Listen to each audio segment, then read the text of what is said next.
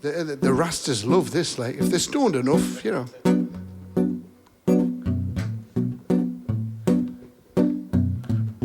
Boing biddly boing.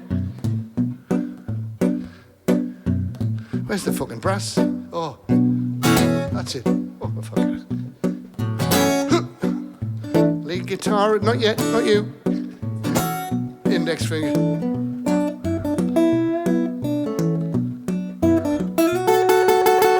Oh, there's Mrs. Wolseley, the historian. Lucy Wolseley. Oh, what's that?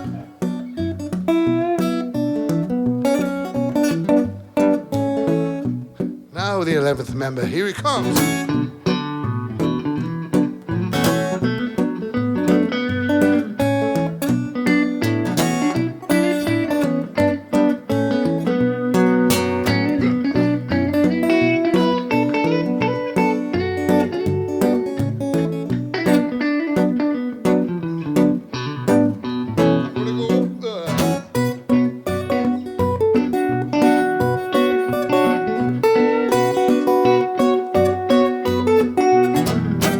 Watch it.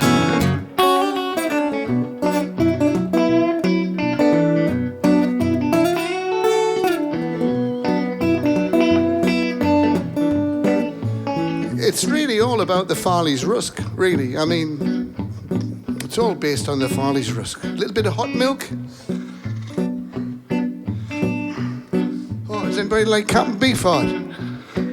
Yeah. I'm a little pimp with my hair against back. Pair of khaki pants and my shoe shine black. I got a little lady, she's called, well, fuck off, Lulu. You make me want to shout. Go on, guys.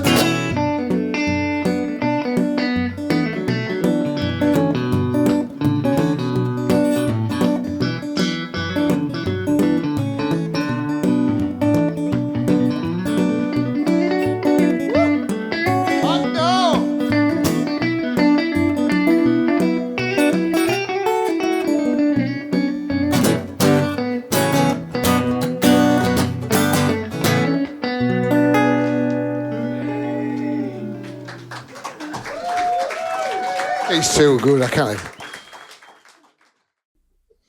Right, I'm sitting here with me long-time hero and quite recent friend, Mr. Martin Sims. Could you say that? Good, yes. In Disappearing Ink.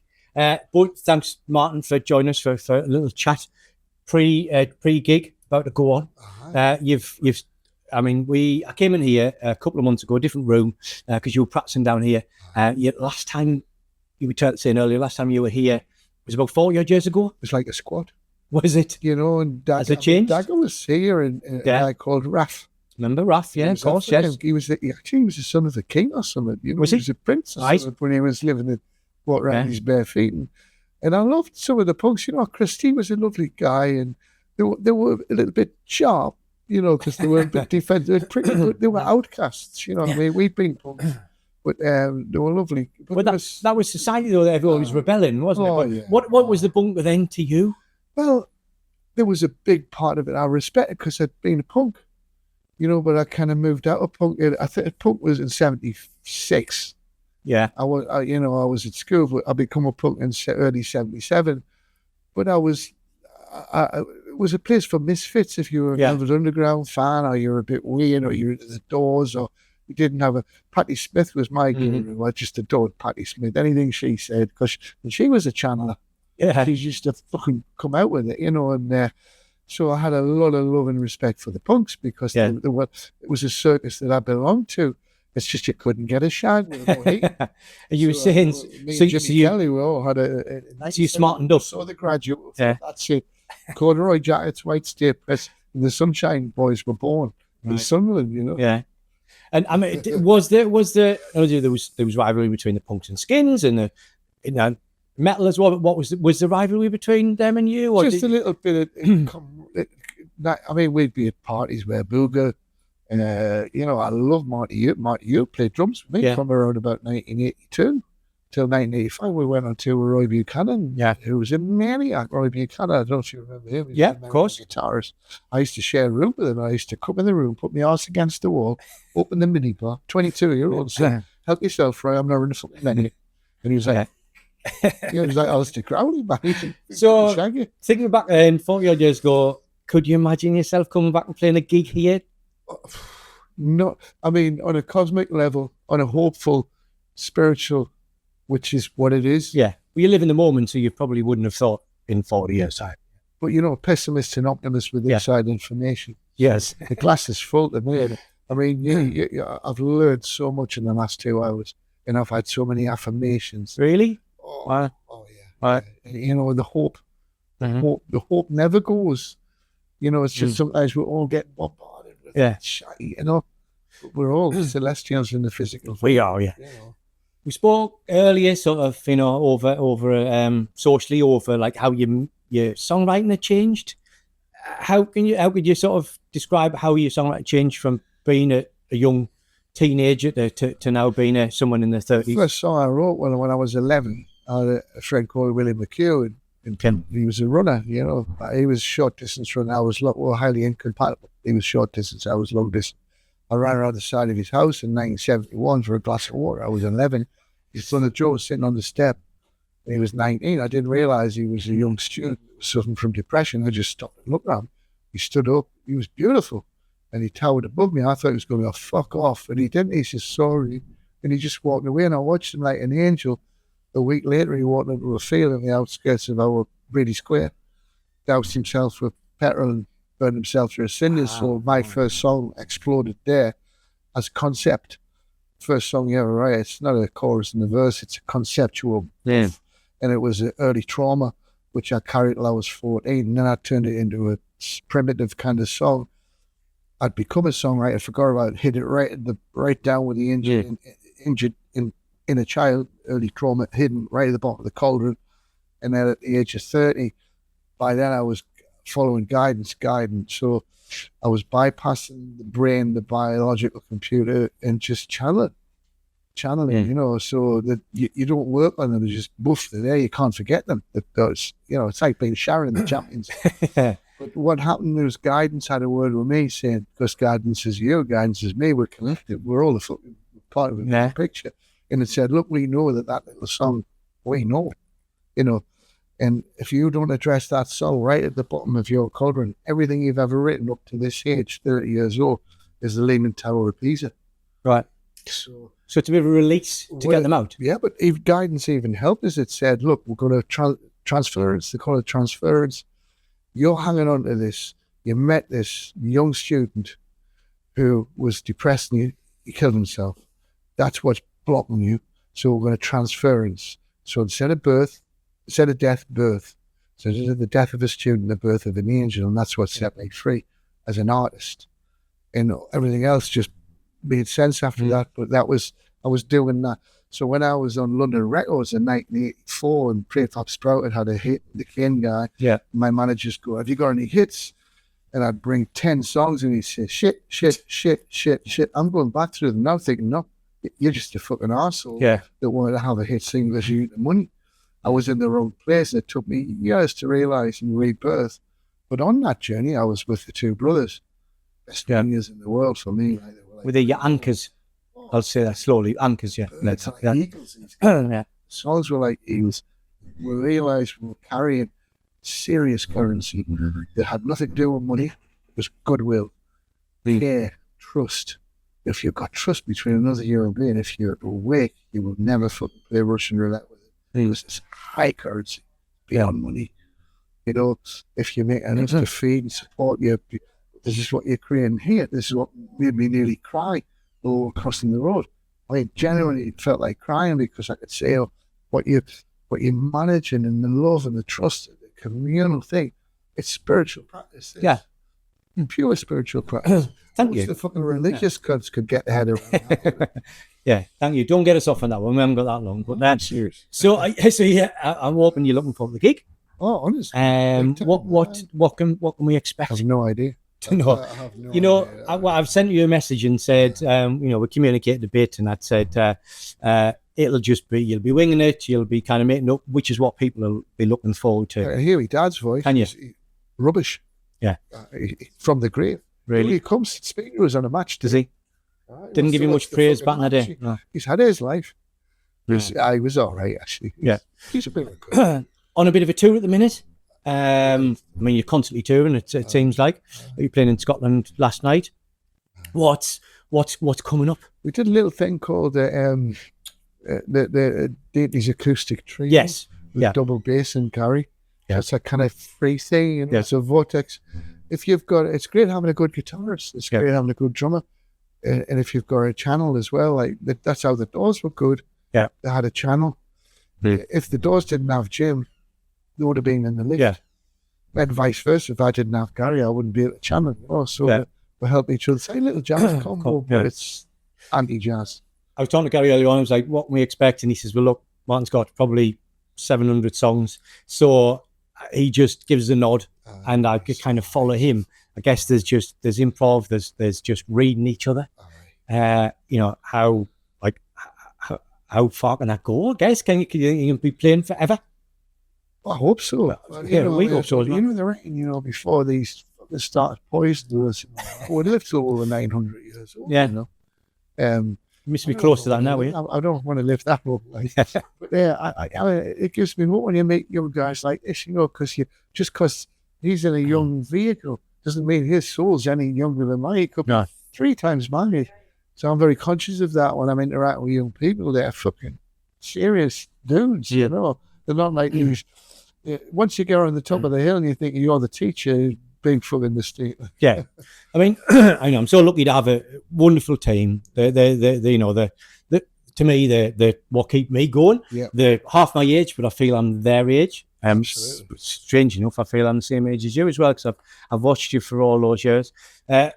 What's the future hold for you? You think? I mean, to me, do re mi fa sol la ti do is like we were chatting about this, and human consciousness has got a scale in the 3 lower levels of security, sensation, and power. Do re mi, power. Look at Hitler, look at Trump. Fuckers. That they just don't want to go past. But everybody's got the whistle that plays all 7 levels of consciousness from security, sensation, power. Love's above power. It's just one step. It's like leaving base camp. We all know it. We all know the garden of love. Then there's cornucopia. Don't need a chiropodist to cope with that corner. Just sketches. Step in sketches. That's the future. Is that the future? Well, Elton John was the visionary. Picked the sketches. Obviously, other foot-friendly shoes are available. Expanded consciousness, love. They nearly got there in the 60s. Johnny and Leonard. Yeah. They were putting a ring around the earth. Yeah. And the dark forces fucking knew it, man. Yeah. That's why they give them the narcotics to put them to sleep. Yeah. But Greenwood's is closed now, so where do these old people go for their clothes? The cardigans? Did you? Or Joplins, Did you? And the carpet department. Yeah, carpentry department. Right. I think that if we had time, this could go on forever. So I'm hoping. I'm not quite sure, but I'm hoping you'll come back soon and spend a full. I'd absolutely love that. I would love to do a cross-pollination thing. I know some really interesting people in the Highlands. I've been up there for a long time. There's some serious fucking dudes interesting. And I would look to do a cross-pollination with, say, the Bunker and Vanessa or Thurso or something. Definitely. There's a guy called Hippie Henry, and he got us team that he makes giant marimbas. See? And he lives in this log to go. It's an octagonal log cabin with his bare hands. He makes all the drums. The deer, the killed, he makes the drums with the deer. We could do a house swap. We'll go up there, rub ourselves in goose fat to cope with the cold. They can come down here and have fun in the bunker, and we'll film it all.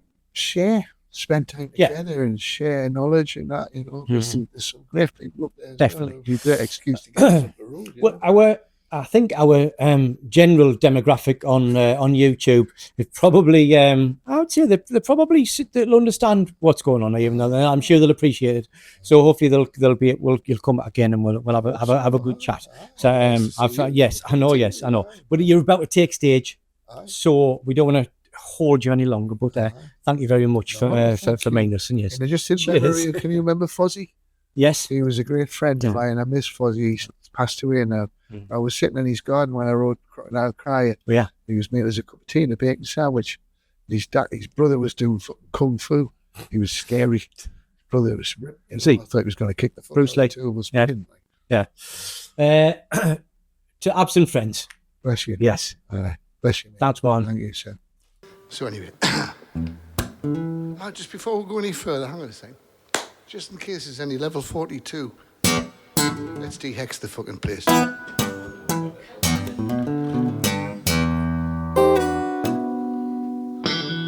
That's it, guys, we're there.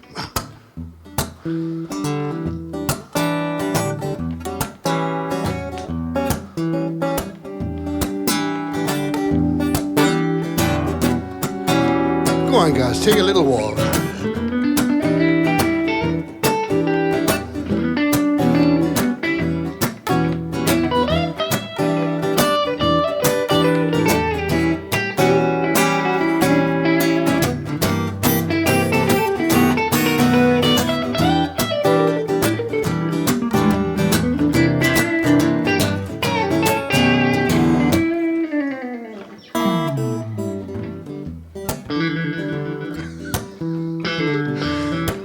Sounds good on the Telecaster.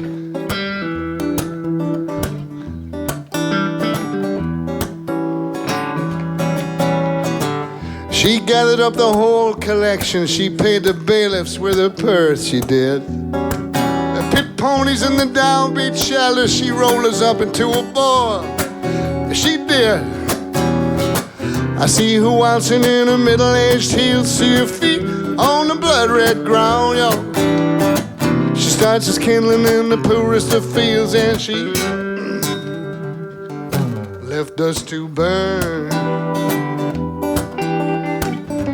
Ooh, I like that. She left us to burn, yeah. And any woman's gonna have, the Southwark woman's gonna have to do, yeah. I see her coming down the aisle in a white shell suit.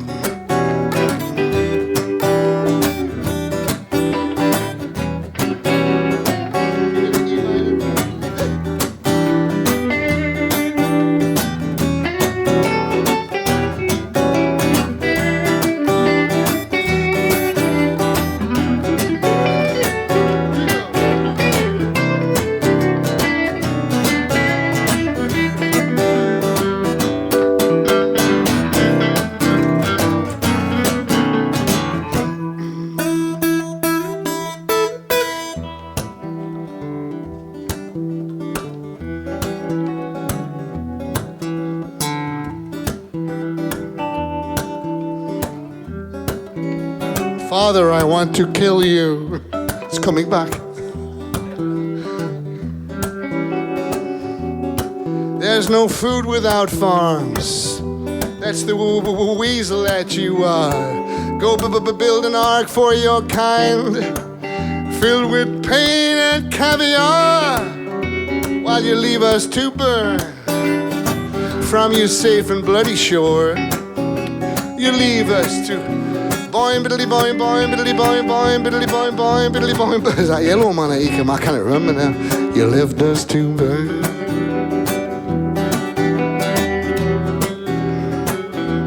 So I hope when I die and the ages will roll, my white skinny body's gonna turn into the blackest of coal. Council houses, I'm gonna look from the door of my heavenly home. See Brian Ferry walking past, say, hey Brian, do you fancy shooting a video?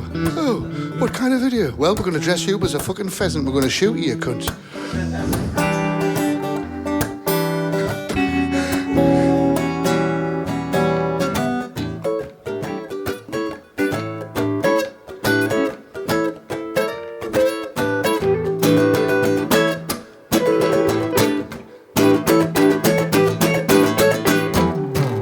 happening, Gary? Can you remember George Best slippers, Russ? You got them in the catalogue. Who was the first footballer to wear white football boots? Alan Ball, you see. There's only 3 of us that are still alive.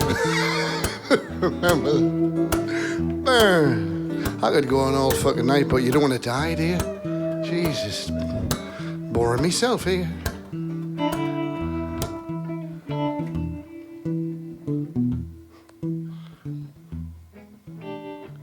Oh, a smokestack light.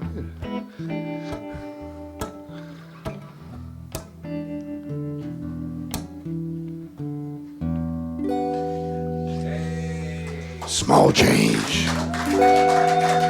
Got rained on with his own 38. No one's gone over to close his eyes. He's got a racing foam in his pocket. And the horse hike up the skirts, and their eyes are like stilettos, the teeth are like razor blades. They won't let you kiss them. But that's banana rama for you.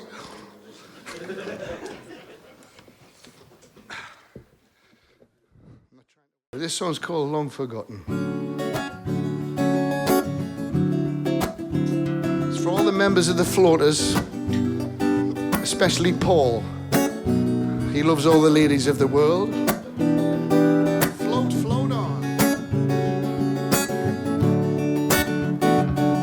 Ooh, we know what we call floaters over here, don't we?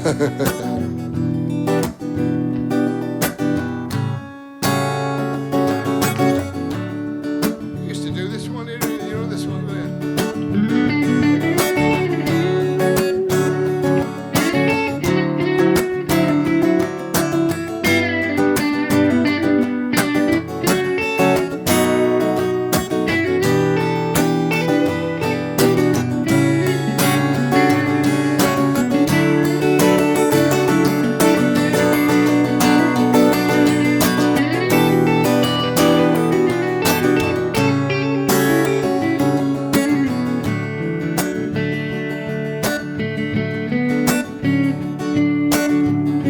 Children's graves from every genocide there's ever been. All the atrocities we've never even seen that are long, long forgotten in this world. Cochise called it the good red rose. Ye men of power, hang down your water pistols. Why waste your shells on celestial in physical? You will long, long orange. Fuck off to Mars, Mr. Trump.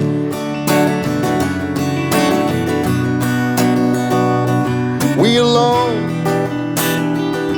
forgotten in this world. Pink, pink, pink, pink, pink, pink, pink, pink, pink, pink, pink, pink.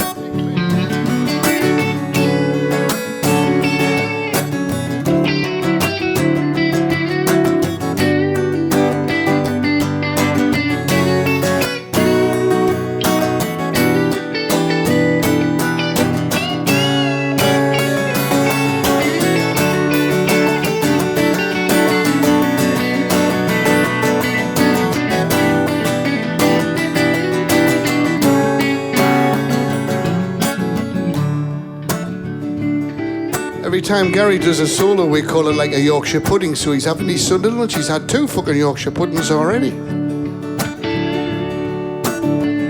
Secluded garden, please draw us in. Let all the users see the fools they've been. They are long, soul traveling like a ghost who was haunting some blind zoo. Are you long, long forgotten as you compete to the front of some blind queue? Are you long forgotten in this world? I and I, why I and I.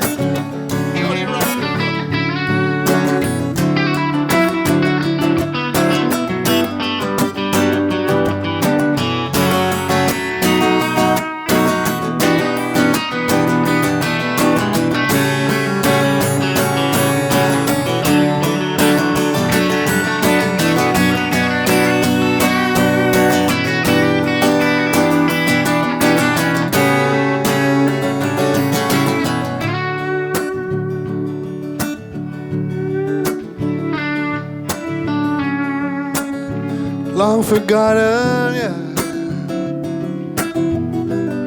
Continue recamming the restless scanning of my rational mind in order to perceive the finer energies that enable me to unitively merge with everything around me, yeah, yeah. We are long forgotten in this world.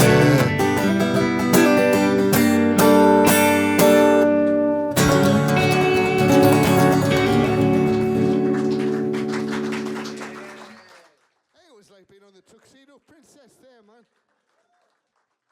Thought I was back in the 70s, bro.